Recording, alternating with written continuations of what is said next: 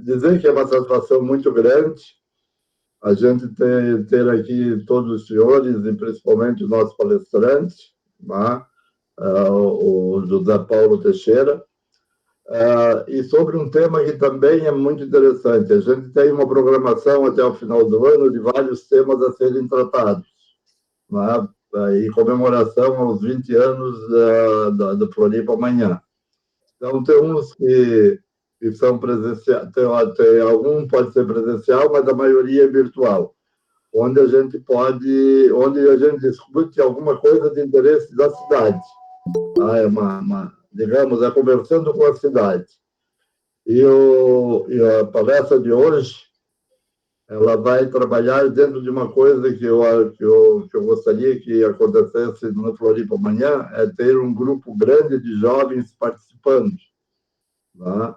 Porque daqui a pouco nós vamos nos aposentando e o Floripa pode morrer. Então, nós temos que trazer os jovens para a gente passar o bastão, né? Isso aqui é como uma corrida, né? Corrida de bastão, né, Paulo? Onde um pega e outro, um entrega e outro leva adiante, e assim sucessivamente. Então, o tema de hoje, ele vai se direcionar mais para a participação dos jovens, né, dentro desse contexto urbano, dentro da nossa cidade. Como é que o jovem pode participar mais, pode ser mais ouvido também, né? E sempre que a gente tem convidado grupos jovens, através de empresas jovens, eles têm vindo aqui, dado recado excelente, né, nesse grupo ou nos outros grupos, né? E toda a gurizada que tá começando a vida está com força total para criar uma cidade onde eles possam viver bem, depois dos filhos deles e tudo mais. Então, hoje, o nosso convidado é o José Paulo e a dona Anita, que vai coordenar essa conversa de hoje. Então, eu passo para a dona Anita a palavra, e daqui para frente é com ela e o José Paulo. Obrigado, professor. Obrigado, presidente. Queremos agradecer a presença de todos vocês, continuem chegando pessoas interessadas, nós temos inscrito em torno de 50 pessoas, e temos a alegria de comemorar esse ano os 20 anos da história da Floripa Amanhã. E hoje nós temos a satisfação de estar com o José Paulo, que é o fundador e, ao mesmo tempo, o líder de uma organização sem fins lucrativos, como a Floripa Amanhã, que se chama Cidade Futura. Ou seja, nós temos aqui uma organização, como temos muitas pela cidade, que pretende realmente pensar a cidade, e nós, da Floripa Amanhã, escolhemos para esse ano, todos os meses nós temos um debate como esse, com o tema Diálogos para o Futuro. Ou seja, que futuro nós estamos construindo, ou como é que o futuro se constrói no presente, né? Então, isso é muito interessante. E hoje, o título e o tema é Gerações em Diálogo pela Cidade que Sonhamos. Então, é um momento em que a gente está convidando todos nós, não só os vintage, né? Porque a gente não é mais terceira idade, nada disso, a gente é vintage, né? Então, no sentido do vintage, cabe muito a nós, né, Venceslau? E convidamos, e estamos vendo aqui diversos jovens. O professor Salomão já colocou, porque a gente não pode se distrair pensando que o futuro ele constrói sozinho, né? Então, nós, dentro desse processo, a gente convidou o Zé Paulo, que é uma pessoa que eu tenho grande admiração, já fizemos projetos para Santa Catarina, os mais variados, de desenvolvimento sustentável e de economia criativa, e ele andou pelo mundo e anda pelo mundo. Semana que vem você vai de novo para Madrid, é assim, né? E ele vai falar um pouco sobre a história dele, que para nós é um exemplo de como a gente pode ajudar a cidade, pode ajudar o bairro, o Brasil, e também pode contribuir para uma discussão mundial. E como é que a gente fez? Como é que vai funcionar? O Zé Paulo vai falar durante uns 20 minutos, e tudo que ele fala é extremamente oportuno, não se consegue escutar todos os dias uma vivência como a dele, e a gente convidou também, especialmente, o Eugênio Lacerda, que é muito ligado à área cultural. A gente se conheceu e aprendi muito com ele na Fundação Catarinense Cultura. E também convidamos o Paulo Garbidio, que vocês viram ali. Ele é um homem comprometido com a cidade, com a urbanização da cidade, tem ideias lindas. Quando eu não sei o que é uma flor, uma árvore, eu bato uma foto e mando para ele, essa é tal árvore. Então, isso é muito legal. Então, ele vê a cidade sob um ângulo assim, de beleza e de muita coisa bonita. Então, depois do Zé Paulo, o Paulo vai entrar, o Paulo Garbidio, e o Eugênio, que terão 10 minutos para se colocar a partir do que o Zé Paulo vai nos, vamos dizer assim, oferecer, e que nós vamos realmente sorver isso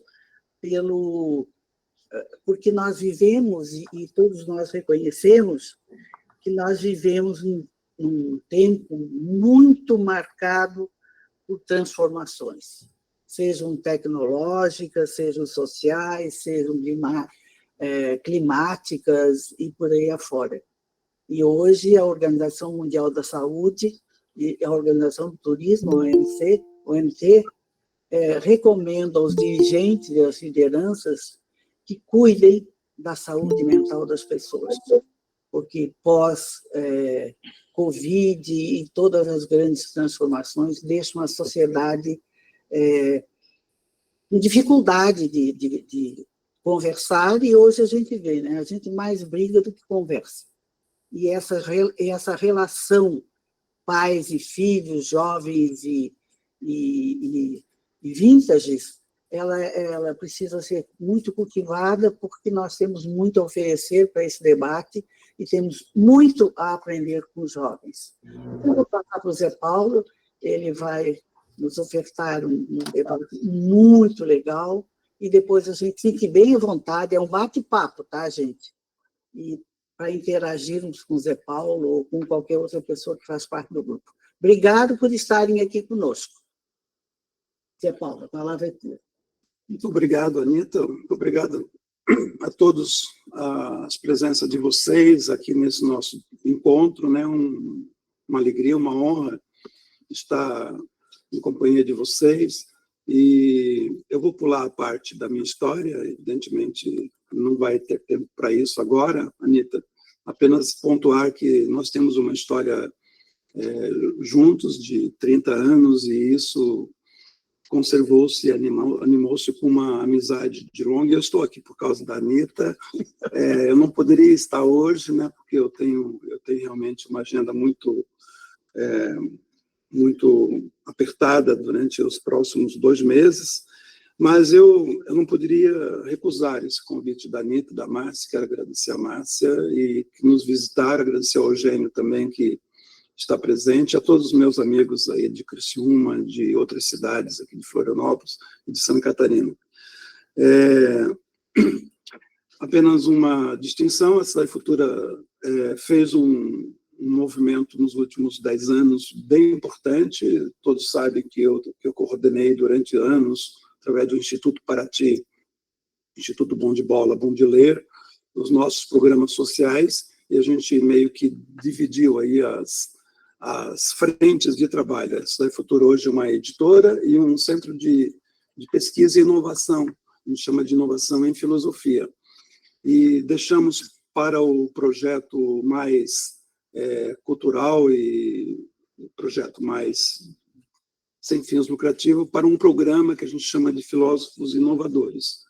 Esse Filósofos Inovadores é um programa que hoje é feito em parceria com a Fundação Ortega y Gasset, de Madrid, né? E nós realizamos alguns encontros, colóquios, como esse que nós estamos fazendo no Rio de Janeiro, nos dias 11 e 12, e depois de Madrid, 12 e 13. É um colóquio sobre os 100 anos de uma obra de um autor importante, que é o filósofo que é, em parte, inspirador, tanto da minha tese como desse programa Filósofos Inovadores. Eu não vou poder falar disso agora, mas vou citar o Ortega em algum momento dessa minha brevíssima fala. Márcia pediu para eu escrever um texto, eu estou fazendo, e eu vou apresentar apenas 4 páginas daquilo que eu acho que é para introduzir a nossa conversa. Me permitem, por favor, que eu leia por causa da otimização do tempo, tá? E, eventualmente, eu corto a leitura para algum comentário. Mas, enfim, eu escrevi sobre o amanhã, como o aqui e agora, mas articulado, pensado com ainda e o sempre. Essa relação que eu faço, essa ponte entre o amanhã, do aqui e agora, e do ainda e sempre, é uma tentativa de fazermos um diálogo de gerações para a invenção da cidade futura que sonhamos, que todos sonhamos. Quem vive o amanhã carrega no alforge da história, na sua biografia, toda a bolsa do futuro, que também é passado, e que faz e perfaz, que atravessa o presente, decidindo o futuro. O verbo perfazer, no sentido profundo e insubornável, onde se articula o aqui e o agora, ele é de extrema relevância para os artistas, os criadores e os inventores do futuro. Não há aqui e agora sem esse perfazer, esse percorrer, essa travessia entre o antes e o depois. Como escreve Ortega, a vida é uma operação que se faz para diante. Se vive desde o porvir, porque viver consiste inexoravelmente em um fazer-se a vida de cada um e por si mesmo. Trata-se de escolher entre a terrível realidade chamada ação do mundo, ação do homem, ação dos acontecimentos, eventos que agem sobre nós e nós agimos sobre esses eventos. Só que a ação é apenas o começo do fazer. É só o momento de decidir o que vai se fazer. É certo que tudo começa por uma ação, mas a vida não é apenas o começo dessa ação. O começo é o agora, é quando a gente como que abraça o passado e vive esse passado no agora, já projetando para o futuro. A vida é continuação, é previvência no instante que vai chegar além deste agora. Há 2 modos de viver e de fazer e de pensar esse nosso amanhã. Um deles eu defino como viver ao sabor do acaso. Um segundo modo é viver sob o signo da chance. O que estamos fazendo com os estudos sobre a medida do inteligencial como regime de respostas felizes a esses nossos fazeres, esses nossos viveres no presente e no futuro, esses estudos foram iniciados por Nietzsche, a partir do programa dele de uma transvalorização de todos os valores, continuado por Ortega, com a sua filosofia da inteligência ou da ciência estimativa, a ciência dos valores da vida, e que retomei mais recentemente, a partir de Paul Valéry, por uma poética política das medidas do inteligencial como regime das respostas felizes. Ora, tanto a felicidade quanto o sucesso não é determinado pelo acaso programado.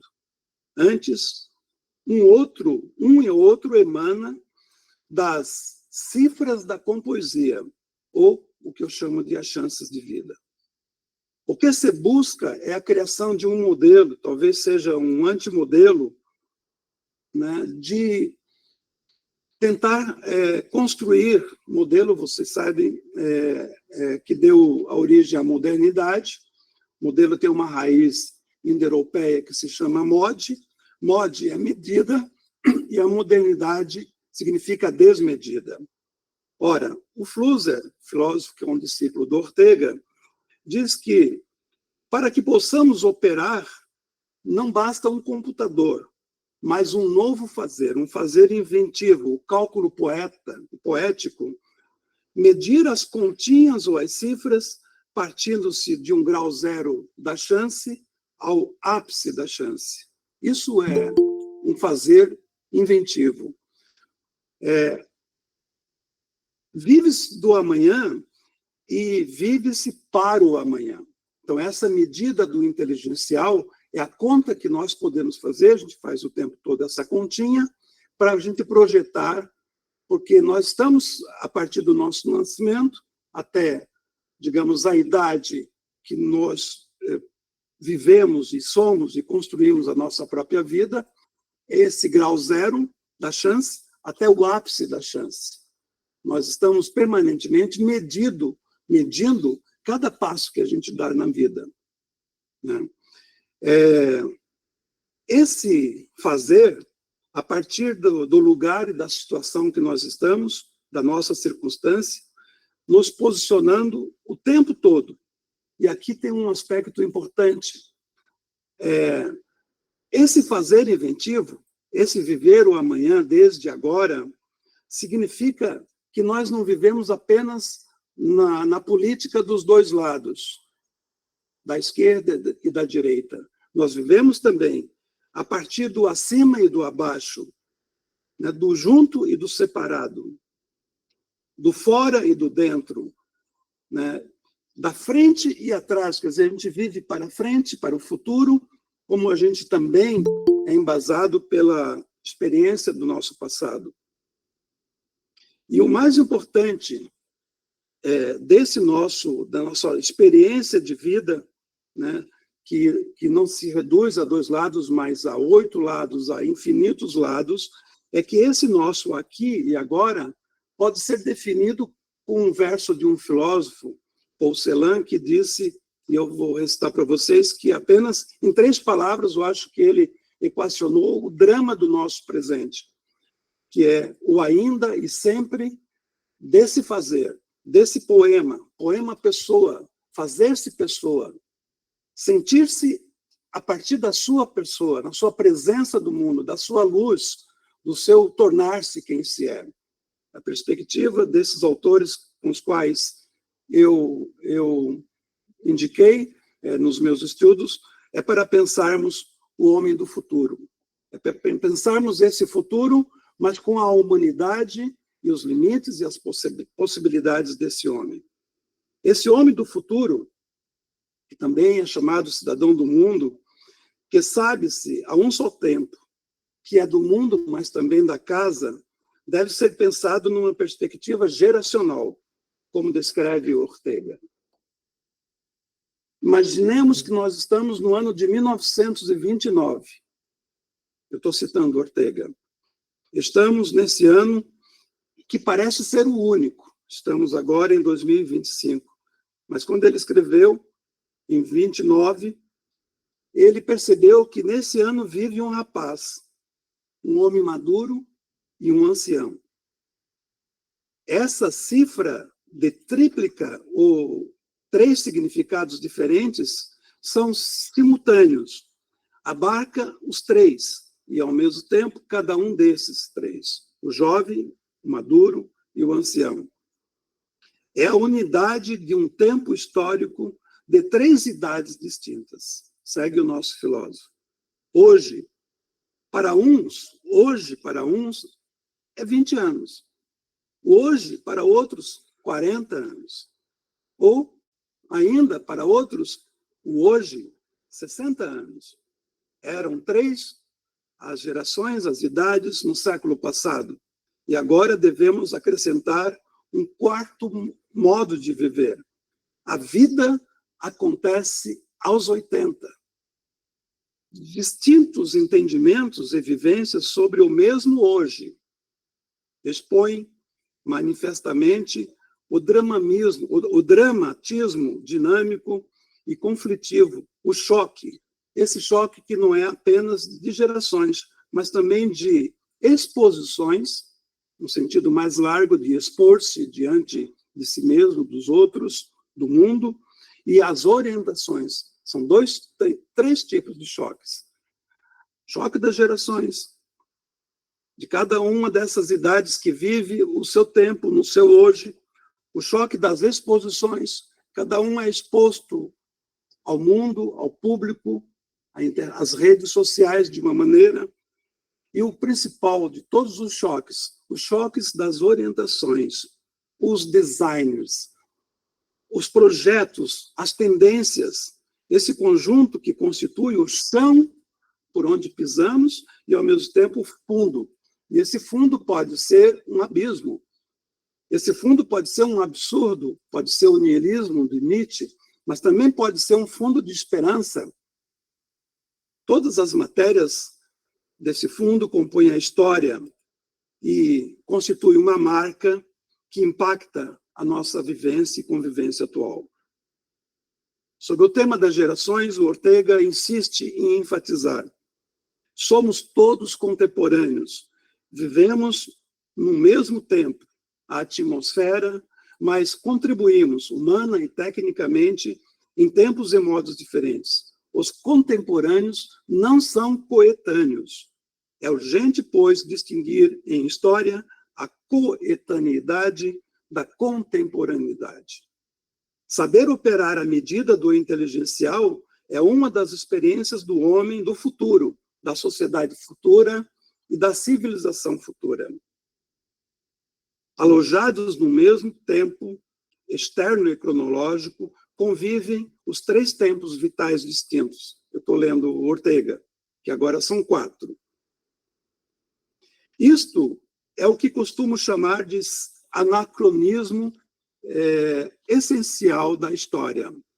É graças a esse desequilíbrio interior que se move, que muda a roda do tempo, que faz com que tudo flua. Ora, ele observa, se todos os contemporâneos fôssemos coetâneos, a história ficaria cristalizada, petrificada, num gesto definitivo, sem possibilidade de qualquer inovação radical. Uma vez Ortega disse que representou a geração como uma caravana dentro da qual o homem anda aprisionado, mas, ao mesmo tempo, secretamente voluntário e satisfeito, caminha nela fiel aos poetas da sua idade, às ideias políticas do seu tempo, ao tipo de mulher triunfante da sua mocidade e ao mesmo modo de andar comum aos 25 anos. De vez em quando, vê passar uma outra caravana com seu raro perfil estrangeiro. É a outra geração. Então, cada um de nós vive no seu tempo, às vezes, circunscrito à sua experiência vital, e, eventualmente, estamos satisfeitos com o nosso tempo, lembramos a nossa mocidade, pensamos como éramos namorar há 30, 50 anos atrás e como é namorar agora, e vemos na nossa caravana, nossa passagem pela vida, uma outra geração acontecendo. Às vezes chamamos esse futuro dessa nova geração, que se junta a esse aqui e agora, como um concerto, uma conexão com o ainda e sempre.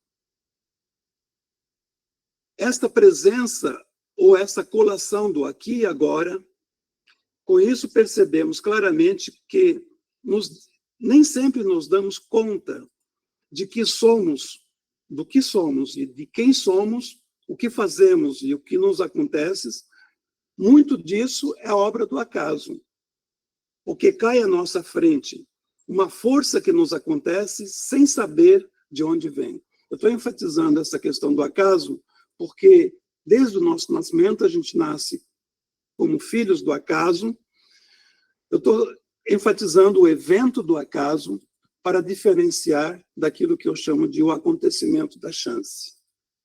O evento do acaso, ou seja, todo nossa primogenia, nossa genética, que praticamente levou a que cada um de nós nascêssemos naquela família, naquela nacionalidade, naquela religião, naquele momento da história. Esse acaso nós não escolhemos, mas o acontecimento, a partir desse acaso, nós passamos a ter uma margem de liberdade e de fazermos escolhas. A pesquisa que eu fiz em Évora sobre o acontecimento da chance, eu diferenciei o acontecimento de primeira geração do acontecimento de segunda geração. O acontecimento da primeira geração é o nascimento ou a morte. É algo que chamamos de fatalidade.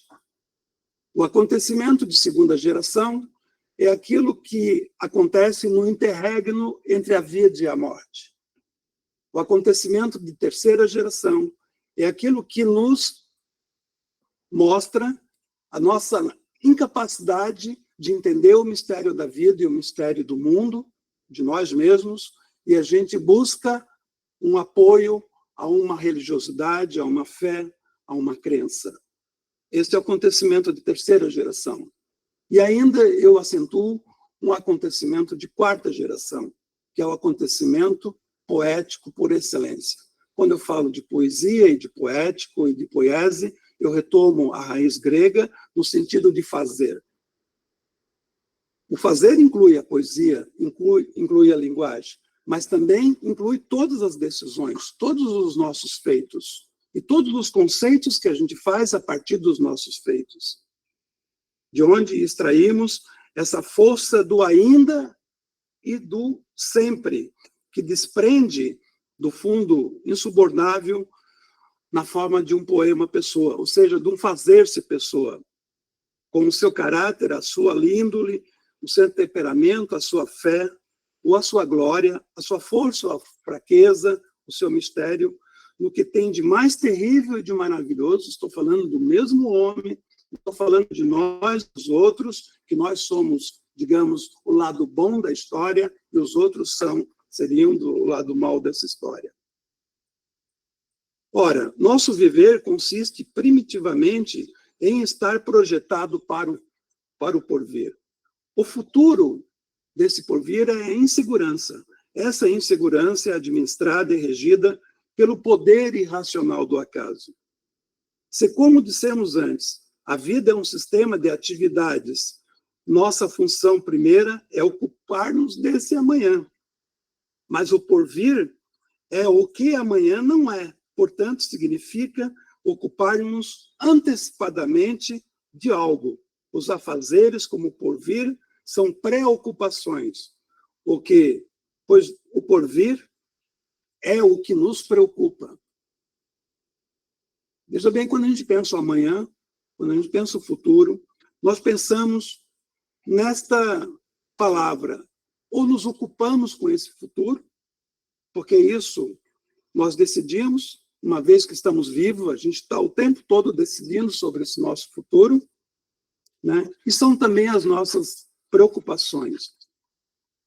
Ao pensarmos nesta manhã, neste agora e neste amanhã, de outros agoras, é possível que a história do amanhã seja entendida, ora como sequência do hoje, do ontem, do passado, do futuro, ou também a história, entendida como uma corda esticada sobre a qual pisamos.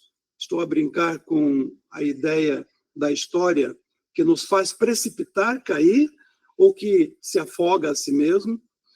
Esse antes e esse depois desses passos que damos sobre essa corda da história que me levou a distinguir o depois e o antes, o depois do amanhã.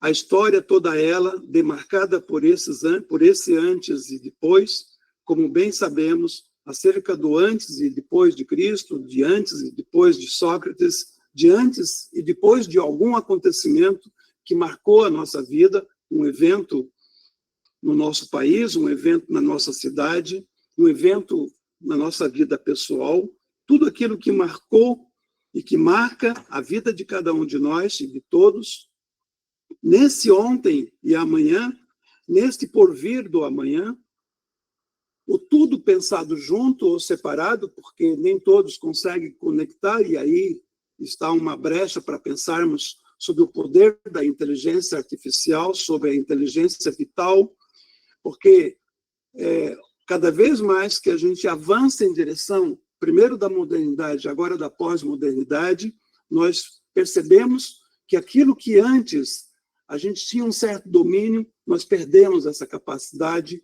de dominar e de escolher os próprios passos que damos. Diante das redes sociais e do poder a céu aberto dos bancos de dados, nós deixamos de ser sujeitos, ou sermos clientes, ou sermos cidadãos, e passamos a ser, cada um de nós, produtos desses mesmos sistemas e plataformas de domínio, né, dos indivíduos, das instituições, de países inteiros, de eleições. Tudo isso é determinado por esse poder a céu aberto. Justamente o aqui e agora vale, isso vale, o aqui e agora também vale para aquilo que distingue ou conecta o próprio e o impróprio, o antes e depois.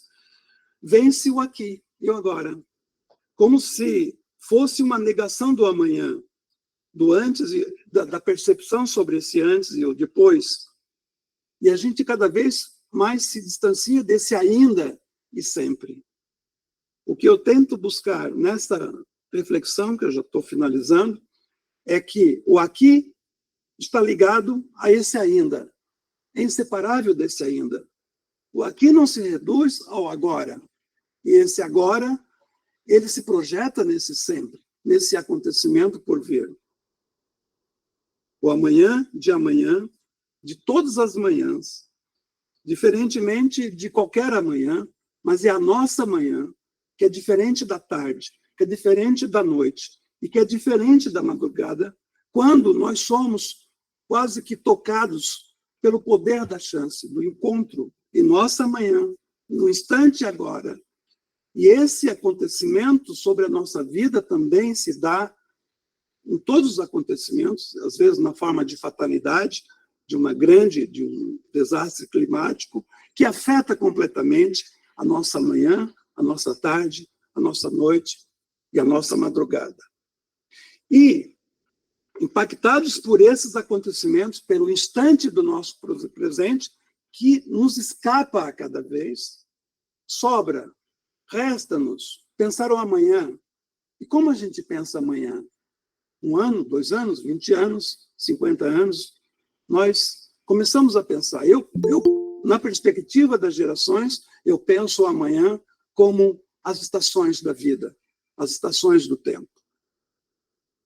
Nós não reduzimos o nosso amanhã à primavera que nós vamos ter em setembro, outubro. A gente pensa o nosso amanhã como uma sucessão infinita de outras primaveras, que vão se contrastar com outros outonos, invernos e verão. E aí que está, talvez, a grande chave de pensarmos o futuro das gerações. Não somente vivendo o nosso e aproveitando, como se diz, vão aproveitar o agora, porque a vida é limitada, mas pensar a nossa perspectiva futura de uma maneira que a gente possa perceber que a primavera, a próxima que virá, não será a última primavera. Mas muitas primaveras virão depois dessa cidade que nós estamos vivendo, a primavera de 2025. Nós temos, então, uma percepção desse antes e desse depois, do agora e do sempre, do aqui e do ainda, de modo que, quando se fala numa estação, a primavera, quem pensa a primavera não pode mais esgotar a sua primavera das outras primaveras. Pensemos no caso das idades, da criança, do jovem, do adulto e do velho. Como que era ser velho há 100 anos atrás? O velho morria praticamente aos 40 anos. Hoje, aos 50, somos todos jovens. E é interessante porque, na medida que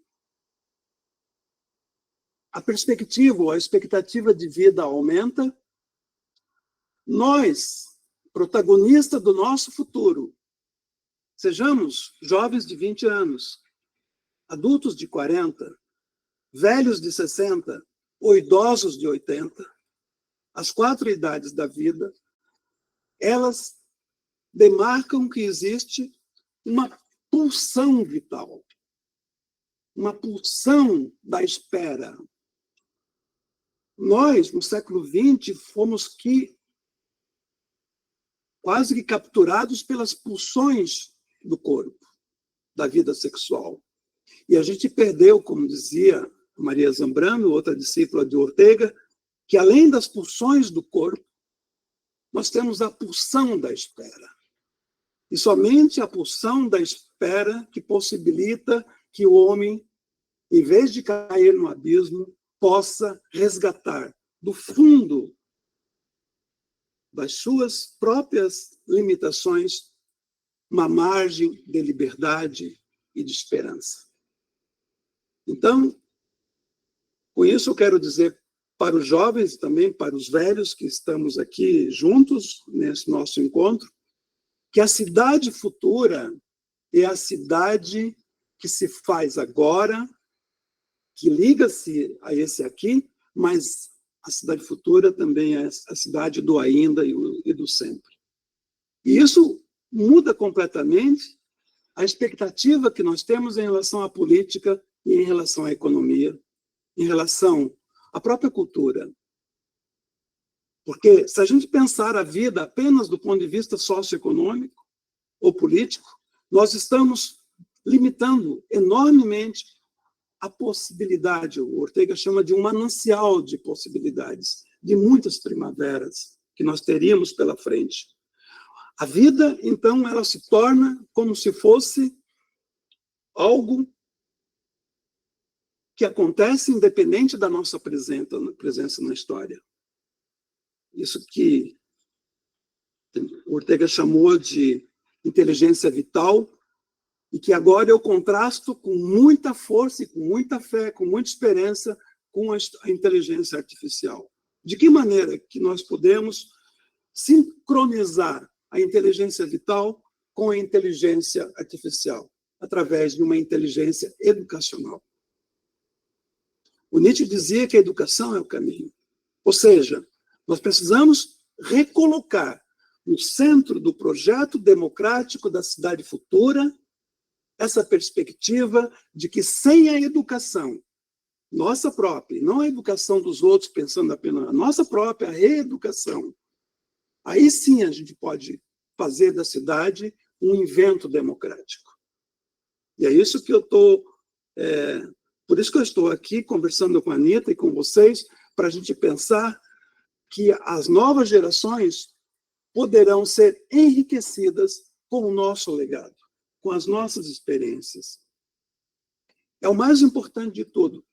Agora, como que a gente vai fazer essa conexão, essa comunicação com os jovens? É da maneira tradicional? Como que é a educação do futuro? É através da escola formal?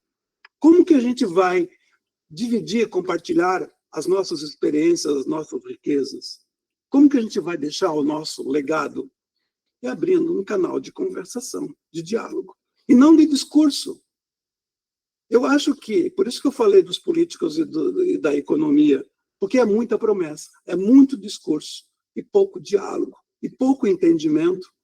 E quando não há diálogo e entendimento, é claro, não há essa conexão com o outro. O que é que predomina?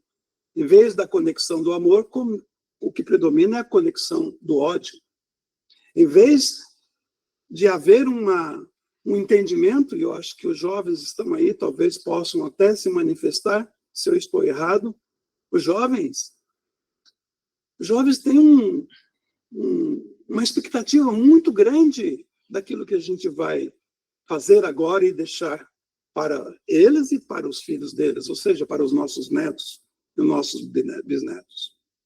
Então, quando a gente fala da cidade daqui para frente, não pode ser a cidade de todos e de ninguém, uma cidade ingovernável, uma cidade que não seja sustentável, uma cidade que não seja, entende, vital e vitalizadora de novas esperanças, e que a gente possa, daqui para frente, não apenas pensar no nosso corpo ou na nossa vida privada, porque até mesmo esse espaçamento que tínhamos até o século XIX e que foi diminuindo essa demarcação do que é público e daquilo que é privado, com as redes, com as novas plataformas, esse espaço privado e o espaço público ou se inverteram ou se confundiram.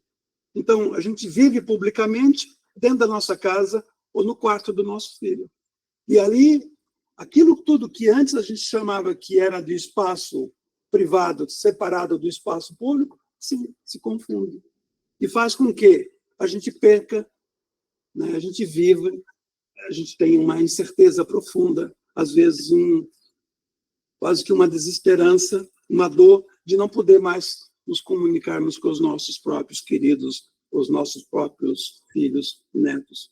E esse é um drama, porque a vida é esse perigo, né, o permanente, né? A vida é a atroz desorientação. Por isso, assim, que eu falei, enfatizei que a orientação, ou seja, a demarcação de pontos cardeais, será fundamental para a comunicação com as novas gerações.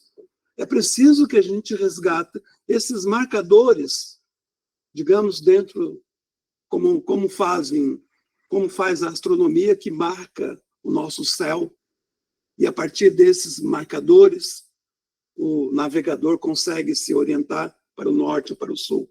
Nós precisamos, de novo, né, ter essa capacidade de fazer marcadores, porque aqueles marcadores que a gente faz para o mundo ou para a cidade também são os mesmos marcadores que a gente tem que fazer para as nossas existências individuais.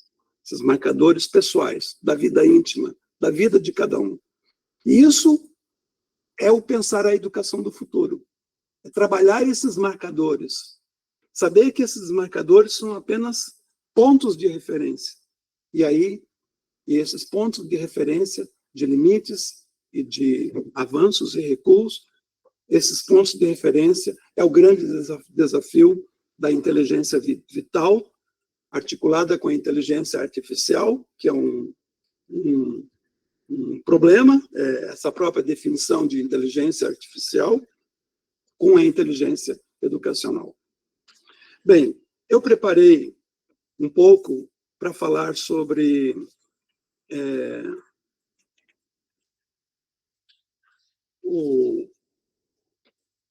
a capacidade de previsão nossa, de imaginação do futuro. Eu tenho uma parte desta apresentação, por causa do limite do tempo, não vou fazê-lo, depois que pensarem no artigo, vocês possam acompanhar, onde o que imaginamos para o futuro? Quem são esses imaginadores do futuro? Eles serão os programadores atuais? Ou os imaginadores serão também, como são os poetas, eles são os utópicos, aqueles idealistas, aqueles que pensam além da nossa própria capacidade de entendimento? Como é que é imaginar o futuro? Imaginar-se no futuro, né? Eu acho que essa é uma parte importante, porque a filosofia sempre classificou essa imaginação do futuro como alguma coisa relegada aos temas religiosos, ou aos temas, digamos, das previsões dos cartomantes, dos leitores de sinais e tudo mais. A filosofia, a ciência, sobretudo, tem um desprezo muito grande sobre essa nossa capacidade de imaginar e de perceber esse nosso futuro. Ora, hoje o que está mais mobilizando gerações e gerações de todas as idades são as crenças. E nós não temos instrumentais para como lidar com as crenças porque as crenças, elas venceram as ideias, venceram os conceitos, venceram os próprios valores.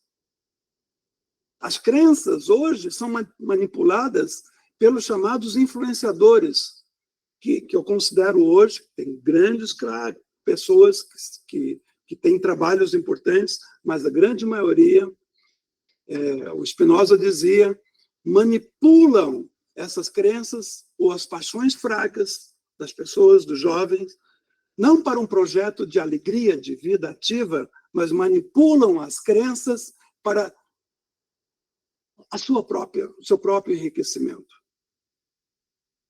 E eu acho que a crise da autoridade que nós estamos vivendo, não somente a autoridade científica, econômica e política e moral, é por conta dessa nossa incapacidade de lidarmos com as crenças. E como lidar com as crenças e com as ideias, com as novas gerações, que são manipuladas por crenças. Vocês perceberam que o mundo todo hoje, agora teve eleição em Portugal, teve também recentemente em outros países europeus, nos Estados Unidos tivemos uma eleição. O que está sendo projetado, apresentado? Como se tem dois mundos, o fascista e comunistas. E isso já interrompeu no século XX, e a gente continua falando de fascismo e de comunismo. E que fascistas são os outros, né? Agora, o fascismo, às vezes, pode ser nós mesmos. O fascismo é toda forma de totalitarismo, assim como o comunismo também é toda forma de nacionalismo e de estatismo. Então, nós precisamos pensar além dessa estrutura social e econômica e política que foram as vencedoras, dominantes no século passado. Nesse século XXI, nós temos que pensar um pouco mais amplo, para além das próprias ideias e das crenças, e para além do nosso aqui e agora, desejando a possibilidade infinita que temos de também vivermos o ainda e o sempre, na forma de um poema pessoa, um fazer-se pessoa, fazer-se pessoa melhor. Não mais formando o homem massa, mas formando o homem excelente. Não se trata mais de separação de elite e de povo, mas de homem massa, conduzido pelos chamados especialistas, e o homem excelente, conduzidos por sonhadores, por imaginadores de novos amanhãs, de novas possibilidades de vida. Se eu continuar, eu continuo, então eu vou parar. Muito obrigado, amigos. Muito obrigado. Olha, gente, a gente estava esperando esse momento e que, conversando bastante com vocês e com a Márcia, e pelo conhecimento e pela admiração minha para José Paulo, eu achei que ele era a pessoa que tinha que nos dar esse insight, nos dar essa cutucada, porque o nosso próprio nome da nossa entidade é a questão do Florianópolis amanhã. E olha que nós temos conversado bastante sobre isso, né, professor Salomão? E eu acho que o Zé Paulo, meu Deus, deu umas cutucadas na gente maravilhosas. Agora, a gente tinha que ficar, no mínimo, uma semana ou um mês falando sobre isso, né? Mas, olha, é por isso que o Zé Paulo acabou de defender uma tese de doutorado em Portugal, 3 meses, maravilhosa, e ele tem toda essas informações, esses pensamentos que podem nos ajudar realmente a pensar esse amanhã que nós estamos nos propondo. E nada melhor do que, com 20 anos, nós pensarmos e construirmos da forma como o Zé Paulo colocou. Mas nós vamos fazer o seguinte, nós vamos abrir para vocês falarem. Primeiro, vamos dar um espaço para o Eugênio Lacerda, que é um companheiro pensador, onde a gente conversa, pensa e se inspira, e depois o nosso querido Paulo, para esse contraponto que o Zé Paulo colocou com tanta clareza, e que, para mim, pessoalmente, me inspirou em coisas que eu não conseguia exprimir, tá? Mas agora não sou eu que falo. Eugênio. Bom dia a todos, estão me ouvindo bem? Sim. Obrigado. Perdão, obrigado pelas colocações do Zé Paulo, meu colega e amigo. Nós temos entre nós uma agenda permanente de diálogo filosófico e de uma conversação geracional, porque também nós somos filhos do nosso tempo e conversamos também sobre o impacto do passado, do presente, e estamos sempre a imaginar o futuro, né? E quais os atalhos e os marcadores, como ele diz, para essa nossa navegação.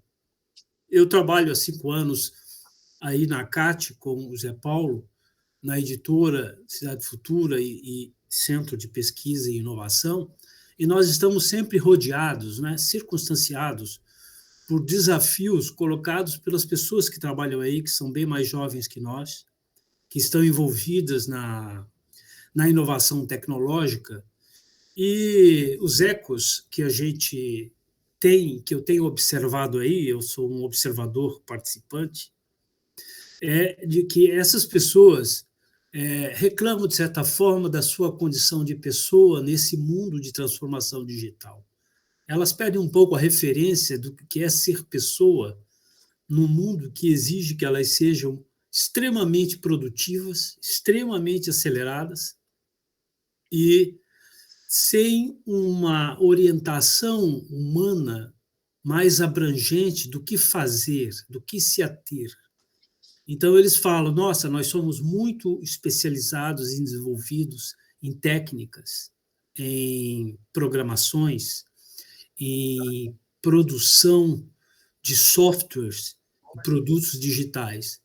Mas nós não temos a mínima ideia do que vamos fazer com o nosso futuro, ou então como ter um diálogo mais generoso com as pessoas que estão ao nosso lado. Ou seja, por que nós precisamos pensar geracionalmente, como diz Zé Paulo? Porque nós somos filhos do nosso tempo, convivendo com pessoas que vivem em outros tempos. Então, se a saída, por um lado, é o diálogo geracional, por outro, como diz o Zé Paulo, o desenvolvimento de uma inteligência educacional, uma preocupação permanente que não pode ser tratada como a política trata a realidade, no sentido de cisão, dicotomia, polarização. Esse caminho vai ser sempre refratário no diálogo com as gerações mais novas. Mas o caminho da intergeracional, o caminho dessa conversa intergeracional, é o que pode dar luz naquilo que eu chamo de escuta ativa. Se nós criamos uma atmosfera de escuta ativa, com pessoas que estão na nossa geração, os mais novos, ou aqueles que têm uma experiência, uma vivência exemplar, todos devem ser ouvidos. A ausculta é uma atitude geracional. O que o Ortega nos lega em termos do seu conceito, inclusive é uma categoria de método, a ideia de geração, ele usa como uma categoria metodológica para explicar as dinâmicas do tempo social. E ele diz que nessa coetaneidade de várias idades no mesmo tempo que nós vivemos, existem gerações acumulativas, gerações que prevalecem sobre as outras, mas, ao mesmo tempo, convivem com gerações disruptivas. Ou seja, por isso que nós pensamos sempre em legado ou mudança, permanência ou ruptura, tradição e contemporaneidade, porque a gente é pressionado por essa colisão das idades geracionais. Eu acredito muito nisso porque eu, pessoalmente, tenho 3 filhos com 3 idades geracionais, né? A minha filha mais velha nasceu no ano da queda do Muro de Berlim e também da criação do Bluetooth, em 89. A minha filha do meio nasceu no ano de criação do Google.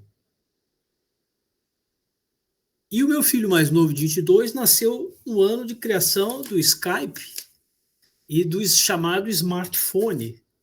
Então, quando eu converso com eles, eu tenho que me preparar para um diálogo com essas várias idades. E eu perguntei ontem para eles isso, uma consulta ativa que eu fiz com eles a respeito de uma matéria que o colunista Renato Igor escreveu há poucos dias na coluna dele sobre o apagão de mão de obra em Santa Catarina, a respeito de um estado que tem uma economia aquecida e tem recebido imigrantes de todos os lados, 330 mil em 4 anos, e o desemprego cresce pouco. Então, assim, há necessidade de um apagão e de iniciativas de educação profissional, técnico formal. E ele conclui essa coluna com um diagnóstico da atual geração. E eu perguntei para os meus filhos o que eles avaliam desse diálogo. O que o Renato Igor finaliza na sua coluna é que a nova geração, ele diz assim, aspas, ele diz assim, é preciso entender o jovem do século XXI. O salário é baixo e não atrai? A atual geração é menos apegada às coisas, mais sensível, menos resiliente. Não pensa em longo prazo e é imediatista. Além disso, percebe-se também o desejo por ser mais gestor do próprio tempo e menos dependente de escalas de finais de semana, inclusive. A uberização da economia é o exemplo disso. Eu perguntei para os meus filhos se eles concordam com esse diagnóstico feito aqui no final da coluna do Renato. E as reações foram diversas. Eles não concordam que a geração atual seja culpabilizada pelas gerações mais velhas, por exemplo. Eles não concordam que não sejam resilientes. Eles concordam com algumas coisas, com essa questão de desenvolver a sua própria carreira, né, sua profissão. E vem uma era de adoecimento psicológico também. Eles veem por causa da pressão da aceleração tecnológica, identificam uma era de adoecimento psicológico. O que eles só não aceitam, eles nos ouvem, mas eles não aceitam ser rotulados como uma categoria que necessita de fórmulas já feitas. Então, eu fiquei muito impressionado com isso, porque realmente é fácil você categorizar sem produzir esperança. E eu acho que o diálogo intergeracional é a única saída que nós temos. Essa escuta é essencial, porque se você cria um ambiente, digamos assim, de valor pedagógico para uma conversação de procedências diferentes, toda a comunidade que faz isso, vocês podem ver, toda a comunidade humana que agrega gerações diferentes amplia sua capacidade de reprodução, se projeta no tempo, mas aquela que se esteriliza numa idade só, seja cumulativa ou seja disruptiva, ela perde essa referência temporal que o Zé Paulo estava falando. Então, é isso que eu tenho a dizer. Eu acho que é possível encaminhar, digamos, formatos de conversação E aí eu acho que a gente não tem a fórmula, tem sugestões de experiência, mas fórmulas de conversação, formatos novos, o pessoal mais novo aí pode sugerir. Nós temos algumas vivências, né, Zé Paulo, como salas de leitura, como encontros formativos, né, certas oficinas e grupos que têm alguma continuidade baseada em leitura orientada, principalmente com o legado do pensamento filosófico, que é vital e sempre pesou o tempo e as gerações. Cabe a nós agora, minimamente com generosidade, criar as condições de espaço e em convivência multigeracional. É isso. Obrigado.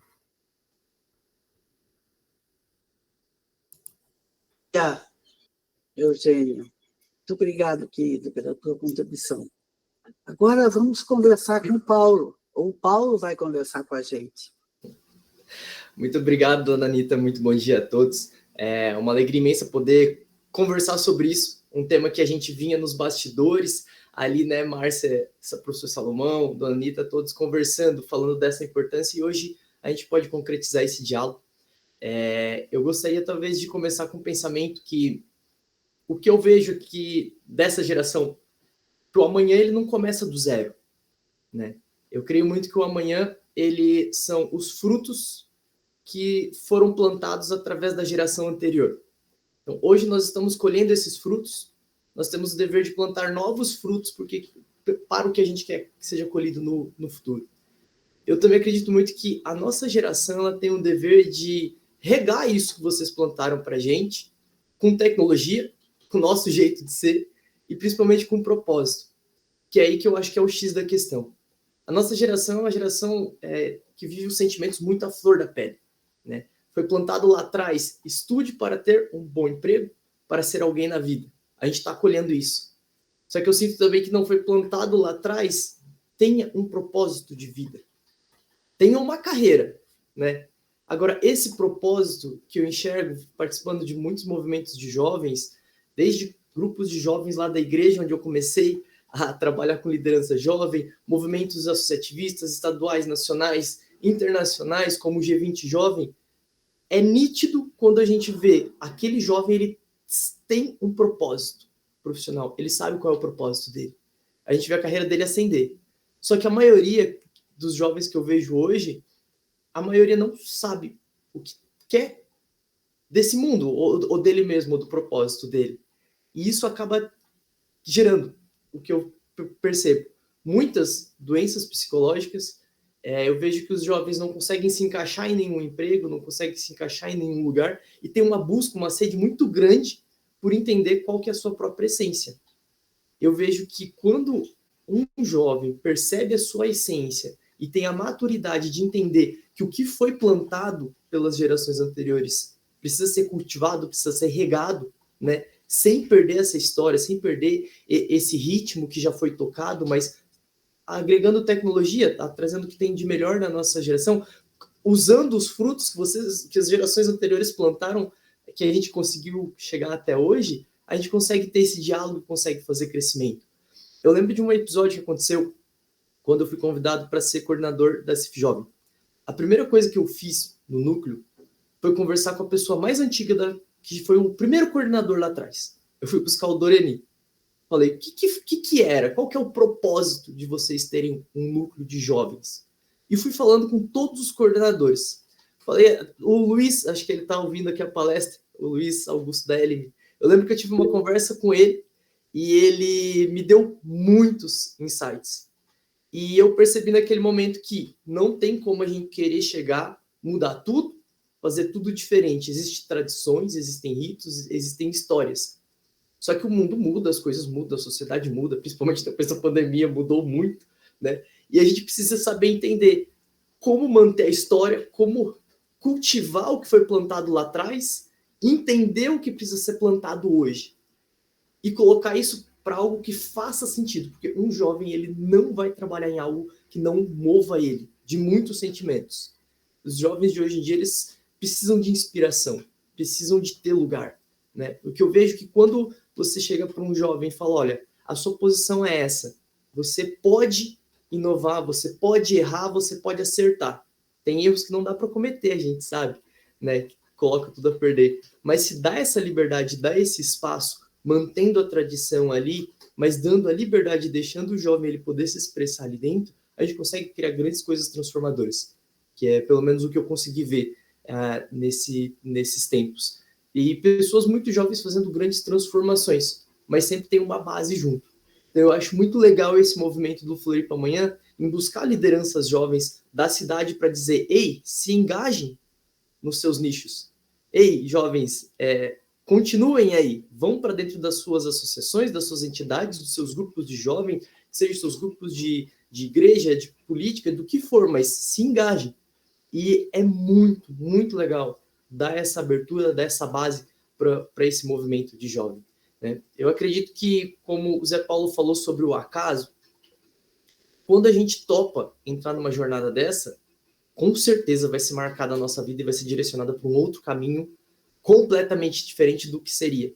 Só que é muito difícil transmitir essa mensagem para a juventude, porque hoje a gente está sendo bombardeado de muitas informações, de muitos nichos, de muitos ecossistemas, e a gente está comprando a ideia que foi plantada lá atrás. Eu vejo hoje, eu fico com muita tristeza o que está sendo plantado dentro das universidades, por exemplo. Uma ideologia política que só quer botar uma viseira em muitas pessoas. A minha graduação foi muito rica. Eu entrei em 2008 na graduação. A gente não tinha tanto debate político. O meu mestrado foi terrível. Foi muito triste. Na minha graduação, a gente falava 95% de ciência e tecnologia, de desenvolvimento. No mestrado, a gente falava 10, 20% de ciência e tecnologia e desenvolvimento. O restante era só questões políticas. Os pesos e as medidas eles estão começando a ser invertidos. E a nossa geração está sendo bombardeada disso.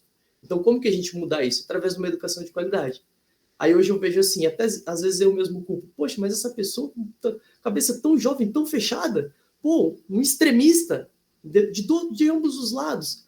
Cara, pessoa jovem, extrema desse jeito, como chegamos nesse ponto? Sendo que com todo o acesso à informação, com inteligência artificial e tudo que a gente tem, estamos criando pessoas extremas que não conseguem ver um equilíbrio entre as forças, os poderes e as tradições e as culturas para conseguir criar um caminho junto, melhor, né?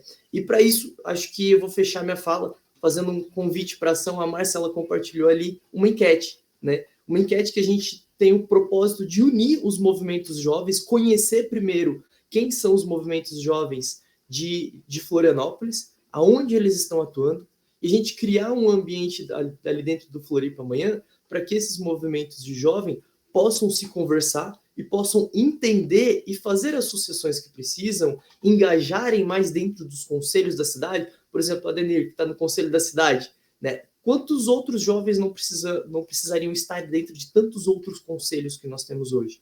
E hoje é fundamental essa visão para a gente conseguir regar, né, essas sementes que foram plantadas lá atrás. Como o professor Salomão sempre nos disse, se a gente não regar isso, vai acabar morrendo uma coisa ou outra. Então, acho que parabenizo mais uma vez esse movimento, né, para estar buscando esses jovens para ajudar a engajá-los nesses movimentos. E quem conhecer jovens, aí até os 30 anos, né, Márcia? A gente estava colocando, por favor, mandem aquela enquete, né, que a Márcia colocou ali. São 3 perguntinhas que a gente quer saber o que falta para ter mais diálogo entre as gerações na construção da cidade, né? O que você sente quando o assunto é o futuro da nossa cidade? E, em uma palavra, o que você espera do futuro da cidade? Com isso, a gente vai conseguir um pouquinho desse perfil desses jovens, para a gente poder pensar em algumas ações conjuntas para colocar os jovens também no protagonismo. Porque eu vejo hoje que, às vezes, alguns movimentos jovens estão muito alienados e muito à parte do que está acontecendo. E quando a nossa geração se despertar disso, pode ser tarde. Hoje, nós somos a geração de maior número de jovens na história do Brasil. Nunca terá tantos jovens como a nossa geração. E nunca terão tantos aposentados como a minha geração também. Porque a nossa pirâmide vai inverter na minha vez. Ou seja, minha aposentadoria está bem em risco. Aí eu não sei como vai ser. Porque vai ter muito mais pessoas aposentadas do que pessoas trabalhando. Então, quem discute isso, né? É algo que a gente nem para pensar. E qual que é esse futuro que a gente quer? quais serão as plantas que a gente vai deixar para a geração do futuro colher para cuidar de nós quando formos aposentados? Será que vai ter alguma planta?